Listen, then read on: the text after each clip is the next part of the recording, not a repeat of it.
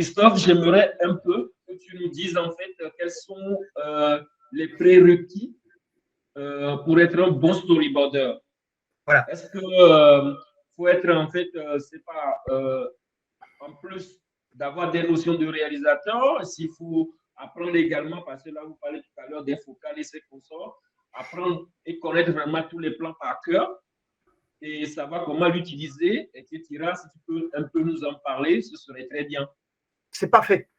D'abord, pour avoir les prérequis, on n'est pas forcément être obligé d'être réalisateur. Mais attention, être storyboarder, c'est un petit peu être réalisateur soi-même déjà. Hein. Donc, je dirais que même pour être un bon réalisateur, il faut être un bon storyboarder. Ça, c'est important. Je ne veux pas qu'on dise que je suis réalisateur. Eh bien, j'ai toutes les connaissances pour pouvoir faire un bon film. Non. En fait, il vaut mieux, en fait, compte effectivement, pour avoir les prérequis pour être un bon réalisateur et être un bon storyboarder avant tout, c'est d'avoir une bonne culture visuelle, déjà. 1. 2, d'avoir envie de raconter des histoires. 3, graphiquement parlant, si vous savez dessiner, forcément, c'est bien. Il faut pas savoir dessiner que des personnages, il faut savoir aussi dessiner des décors, avoir le sens de la profondeur.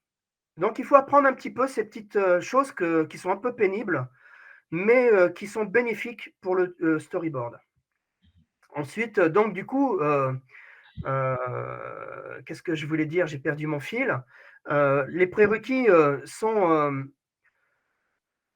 Ça va, j'ai appris à des banquiers, j'ai appris à des assureurs à dessiner des monsieur bonhommes, des bonhommes bâtons. Mais ce qu'il faut surtout, c'est avoir les connaissances de de la persistance rétinienne. Et oui, parce que je vous donne un exemple. Vous regardez une bande dessinée. Votre œil va se balader de case en case, et puis vous allez tourner la page à votre rythme.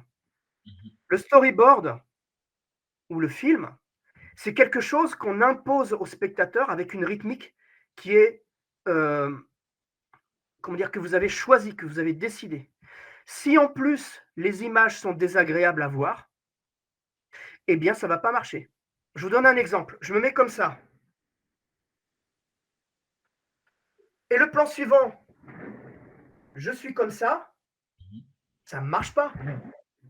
Parce que le personnage, mon personnage s'est baladé d'un côté à l'autre de l'image. C'est absolument impossible. Impossible. Ouais.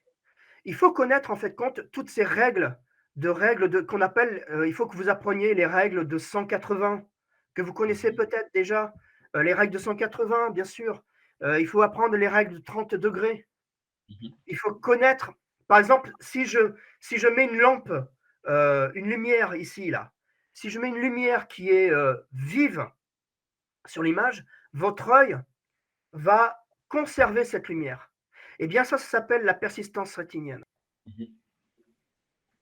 Voilà, je vais vous montrer un exemple de film. Hop, ben voilà, tiens, ça. Qu'est-ce que je peux montrer? Ça. Voilà. Et je vais vous montrer. Voilà. Là, c'est un storyboard avec un prédécoupage. Eh bien, chaque mouvement du personnage avec son épée a été réglé de manière à ce que les raccords de plan en plan soient acceptables. Ouais, par exemple, la pointe de l'épée va plonger dans le corps du monstre et la position donc de la blessure est identique que le plan précédent. Eh bien, ça, c'est des choses à bien connaître. Regardez, hop là, par exemple, encore une fois, la blessure occasionnée avec l'épée, dans le plan suivant, l'épée a gardé la position. Hop, encore une fois, regardez le plan suivant de ce plan-là. Hop là. Eh bien, il y a une logique au niveau du mouvement et de la position donc du personnage dans l'écran. Eh bien ça, ça s'appelle la règle de 180. Et en plus de ça, il y a donc des connaissances donc, rythmiques et de mouvement en même temps. Donc ça, c'est quelque chose, c'est des choses qui sont importantes à apprendre. Quelle est la différence entre un storyboarder et puis un BDiste? Euh, comment on appelle l'autre en fait qui suit en fait quels sont les livres pour pouvoir démarrer par exemple un storyboard, les livres les plus que vous pouvez recommander également. Alors, ouais, alors déjà, un auteur de bande dessinée et un storyboarder, c'est très lié. Hein. Pour exemple, j'ai beaucoup de gens qui ont suivi ma formation qui étaient des auteurs de bande dessinée. J'en ai beaucoup. Parce que la bande dessinée et le storyboard ont de lien la capacité de dessiner et de montrer des prises de vue, d'angle de vue. Après, moi, en tant que storyboarder, j'ai plutôt tendance à vouloir freiner les BDistes parce qu'ils vont vouloir dessiner trop en détail. Et c'est ça la différence. C'est-à-dire qu'une personne qui fait de la BD a tendance à peut-être prendre son temps ou dessiner rapidement malgré tout, parce que quand même, il faut travailler vite. Mais le storyboarder doit travailler encore plus vite. Et ensuite, eh bien, il y a ces règles. La différence, c'est qu'il faut suivre les règles de 180, de 30 degrés, la persistance rétinienne et les règles narratives qui imposent, comment dire, qui sont bonnes pour le suivi des enjeux et de la narration. Ensuite, la deuxième question, je pourrais vous recommander en fait compte un auteur de storyboard qui s'appelle Normand Lemay. Je vais le mettre là, sur le côté, là, sur la discussion. Voilà. Normand Lemay, qui est donc un Canadien que j'aime beaucoup, j'apprécie beaucoup, qui a, lui, créé en fait compte des documents sur le storyboard et puis comment apprendre à dessiner aussi pour le storyboard. C'est vraiment complet, hein, c'est quelque chose de très efficace. Vous pouvez le trouver sur Internet. Comment dire, il y a des choses comme ça. Il y a des... alors, pour apprendre à bien connaître le dessin, le storyboard, je dirais qu'il y a aussi quelqu'un que j'aime beaucoup, qui s'appelle, je vais retrouver son nom, ah oui, Marcos Mateu Mestre. Alors lui, il va vous apprendre aussi, il a créé plusieurs livres. Il a créé des livres qui parlent de perspective. C'est intéressant pour tous les storyboarders. Et il a aussi créé un document qui s'appelle comment? Il s'appelle Ink. Ah oui, Framed Ink. Alors attendez, vous pouvez le trouver assez facilement celui-là. Et sur Internet aussi.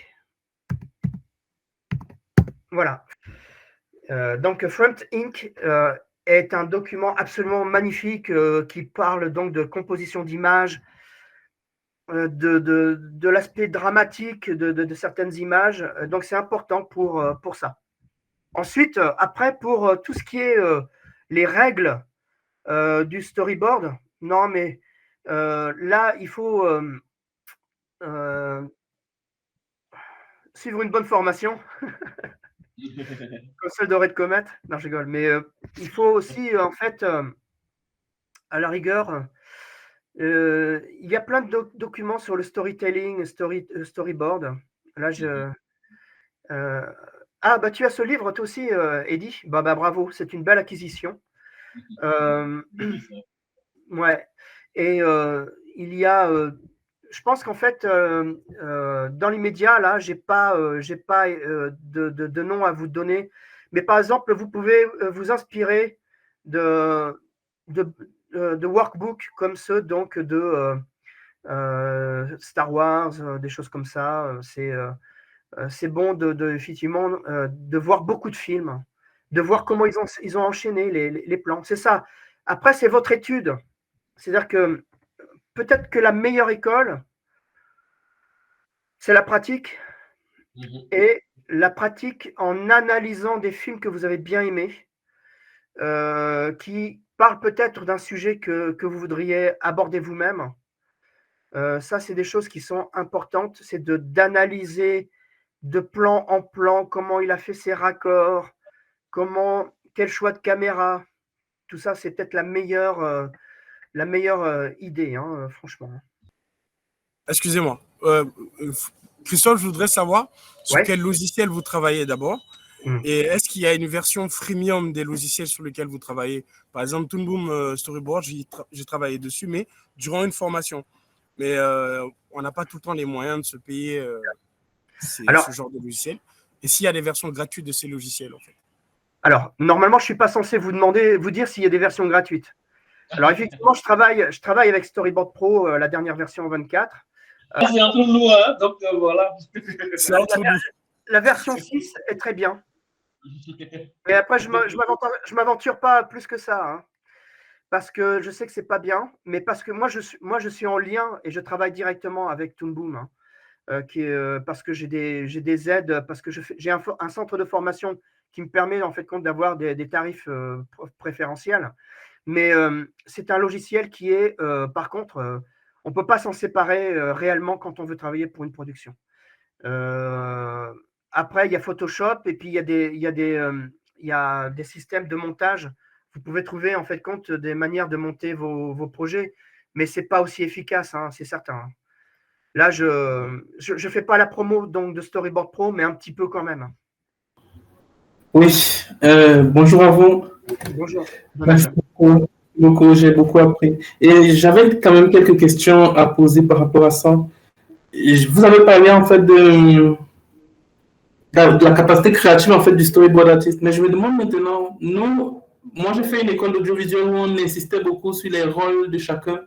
Et on demandait au réalisateur de produire un découpage technique très précis avec les timings, les valeurs de plan, les mouvements de caméra et autres. Et l'idée, c'était que c'était ce document-là qui devait être remis au storyboard artist. Et là, je me demande, avec avec ce que j'apprends là, j'essaie de comprendre, en fait, de fusionner cela avec les connaissances que j'ai, savoir à quel moment, quel est le niveau de liberté que le storyboard artist peut avoir par rapport justement au découpage technique qu'on peut lui fournir, où tous ces plans-là sont déjà tellement codifiés. Non. Ça, c'est la première question, oui. La réponse rapide, c'est que tu es libre donc de faire ta mise en scène correctement. Ce qui va être contrôlé, c'est si tu as bien respecté ce que la production et la réalisation a demandé. Ça, par contre, ça va être contrôlé. Mais tu as quand même, pour répondre aussi tout à l'heure à une autre personne, tu as quand même une marge artistique personnelle, hein, quand même. Hein. C'est quelque chose qui est qui est possible. D'accord. Maintenant, la deuxième question que je voulais poser, c'était par rapport à l'animatique. Est-ce que l'animatique, c'est le storyboard artist qui l'a fait ou bien est-ce qu'il faut impliquer un monteur? Je n'ai pas compris la question. Est-ce que l'animatique est du ressort du storyboarder? Oui. Alors, en fait, de plus en plus, justement à cause de Storyboard Pro, on a des facilités pour pouvoir faire les animatiques.